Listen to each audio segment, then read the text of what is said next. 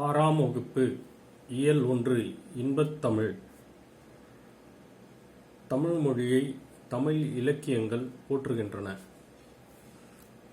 தமிழ் வணக்கம் தற்காலிக இலக்கிய மரபாக ஆகிவிட்டது. இலக்கிய மரபு அப்படின்னு சொன்னால் இலக்கிய பழக்கம். வழி வழியாக நமக்கு முன்னாடி நம்ம அப்பா, தாத்தாவுக்கு முப்பாட்டன், இப்படி ஒரு மரபு. அது இப்படி வழி வழியாக வருவதற்கு பேர் மரபு. தற்காலத்தில் இந்த காலத்தில் அது ஒரு இலக்கிய பழக்கம். தமிழ் வணக்கம் என்று சொல்வது இந்த காலத்தில் ஒரு இலக்கிய வழக்கம், இலக்கிய மரபு ஆகிவிட்டது. பாரதிதாசன் அவர்கள் தமிழை பல விதங்களில் போற்றுகின்றார். ஒரு குழந்தையை கொஞ்சுவது போல நாம் குழந்தையை எப்படி கொஞ்சுகிறோமோ, கண்ணே மணியே அப்படின்னு பல பேரால் என்னென்னலாம் பேர் சூட்டி அந்த குழந்தைய கொஞ்சி மகிழ்வோமோ, அதுபோல் தமிழையும் ஒரு குழந்தை போல பாவித்து அதுக்கு பல பெயர்கள் சூட்டி ஒரு கவிதையை எழுதியிருக்கிறார் பாரதிதாசன். அந்த கவிதையை பற்றி தான் இந்த பாடம். இந்த பாடத்தில் முதல் வரி, தமிழுக்கும் அமுதென்று பேர், அந்த தமிழ் இன்பத் தமிழ் எங்கள் உயிருக்கு நேர். இதுதான் இந்த பாட்டில் முதல் வரி.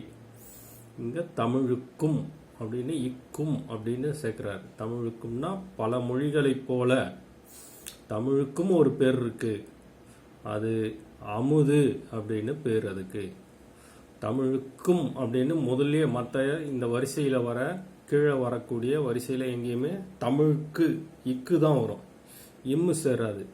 இங்கே முதல்ல என்ன சொல்கிறாரு, கவிதையோட முதல்ல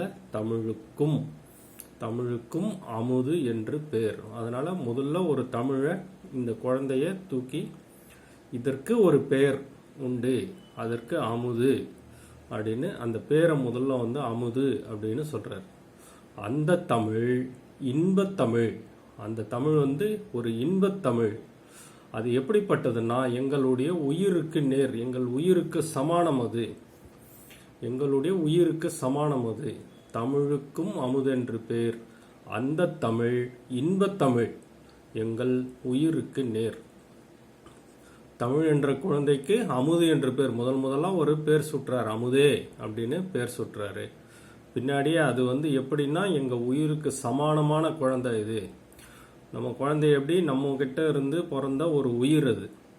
அதுபோல் அந்த உயிருக்கு சமானமானது இந்த மொழியும் அப்படின்னு தமிழுக்கும் அப்படின்னு இங்கே இம்மு போட்டு இக்கும் அப்படின்னு அப்படின்னு தமிழுக்கும் அமுதுன்னு ஒரு பேர் வைக்கிறேன், அமுது என்று பேர் அப்படின்னு முதல் வரியில் சொல்கிறார். அடுத்த வரியை பார்ப்போம்.